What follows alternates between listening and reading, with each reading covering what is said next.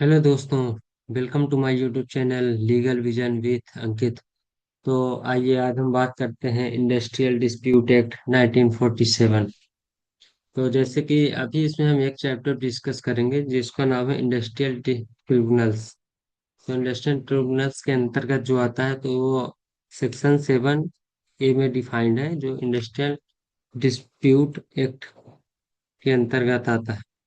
तो इसमें हम देखेंगे कि जैसे कि industrial tribunals and adjudication industrial disputes in India. तो भारत में एक ऐसे जो न्यायिक प्राधिकरण है, न्यायिक निर्णय मतलब सेक्शन 7A में डिफाइंड है। तो आइए हम इसके नीचे चलते हैं। और ये इंडस्ट्रियल जो है ना, industrial tribunal and labour court, ये दोनों एक दूसरे के विपरीत है। तो आइए हम अभी देखते हैं। अब जैसे कि इसमें देखिए, लेबर कोर्ट और इंडस्ट्रियल ट्रिब्यूनल्स में क्या अंतर है।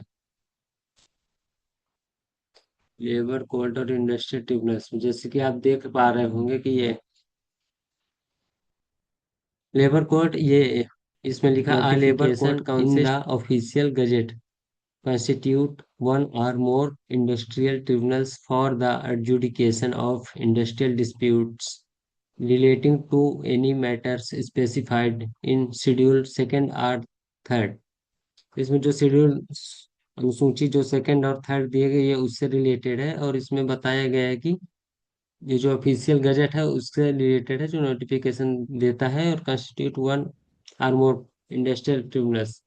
इसमें एक से अधिक इंडस्ट्रियल ट्रिब्यूनल शामिल है फॉर द एडजुडिकेशन, एडजुडिकेशन में न्यायिक निर्णय के लिए।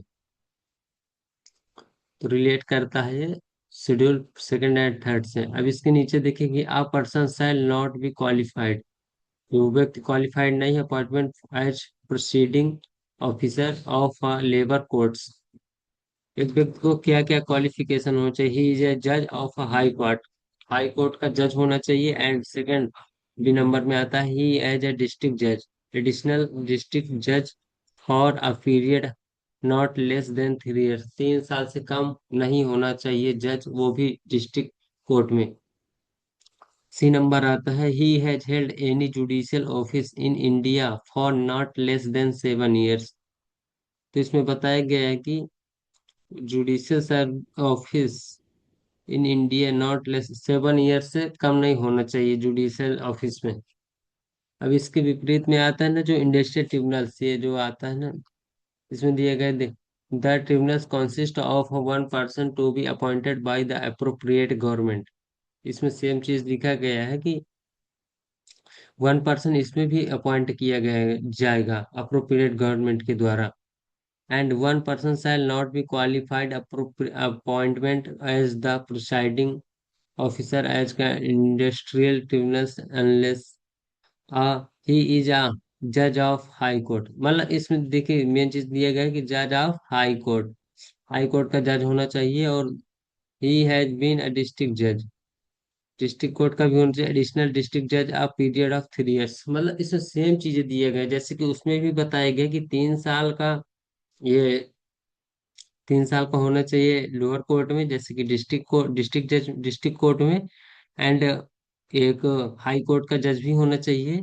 तो इसमें से दोनों चीज सेम है। तो और इसमें जो तीसरा बताया गया, he has been a district जज एडिशनल 3 ईयर्स, पीरियड ऑफ 3 साल से उसमें कार्य कर रहा हो।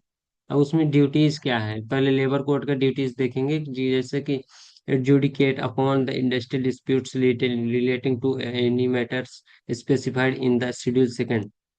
इसमें इसका ड्यूटी जो है शेड्यूल सेकंड में डिफाइन किया गया है। तो उसमें बताया गया है कि adjudicate upon the industrial disputes relating to any matters specified schedules.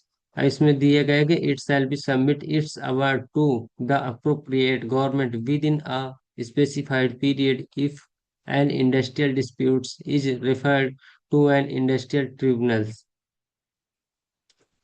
करे ये सबमिट करेगा अवार्ड अप्रोप्रिएट गवर्नमेंट को, गवर्नमेंट को देगा विद इन स्पेसिफाइड पीरियड, एक इस मतलब सीमित समय के अंतर्गत। और इंडस्ट्रियल डिस्प्यूट्स रेफर करेगा इंडस्ट्रियल ट्रिब्यूनल्स।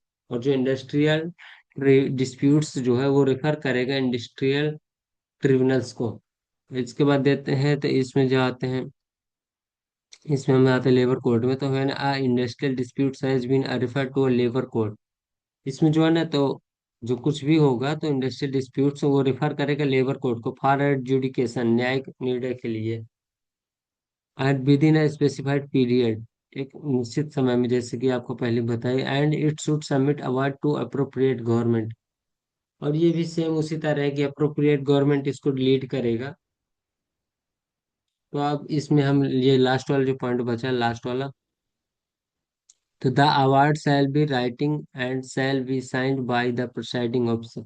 इसमें कुछ भी होगा ना तो प्रिसाइडिंग ऑफिसर के द्वारा ही साइन किया जाएगा और उसको लिखित किया जाएगा। अब इसका हम लास्ट पार्ट देखते हैं, जैसे कि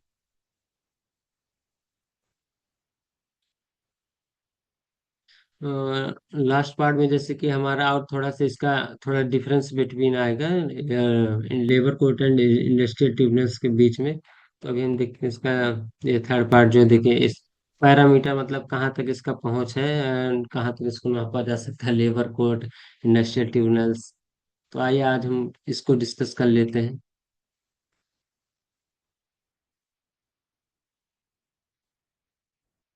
पहले स्टैट्यूटरी प्रोविजंस में देखते हैं, जो ये सेक्शन देखो, लेबर कोड किस में डिफाइंड है, section 7 of industrial dispute act 1947। और ये इंडस्ट्रियल ट्रिब्यूनल्स जो डिफाइंड है तो section 7A industrial dispute act, पहला इसका अंतर हो गया। और दूसरा प्रिसाइडिंग ऑफिसर, इसमें देखो हाई कोर्ट जज और डिस्ट्रिक्ट 3 इयर्स एक्सपीरियंस है तो मस्ट है, तो बस इसमें मस्ट भी है हाई कोर्ट जज होना चाहिए, मतलब ये तो फिक्स है कि होना ही चाहिए।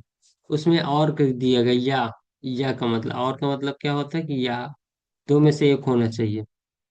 तो जूरिसडिक्शन, न्यायिक निर्णय उनका क्या होना चाहिए, second schedule matters, individual disputes, discharge, dismissal. जो एक ये डिसमिसल डिसमिसल शब्द आया ना, तो डिसमिसल का शब्द होता है पद से हटाना या फिर पदच्युत, ये डिस्चार्ज वो सेम चीज है।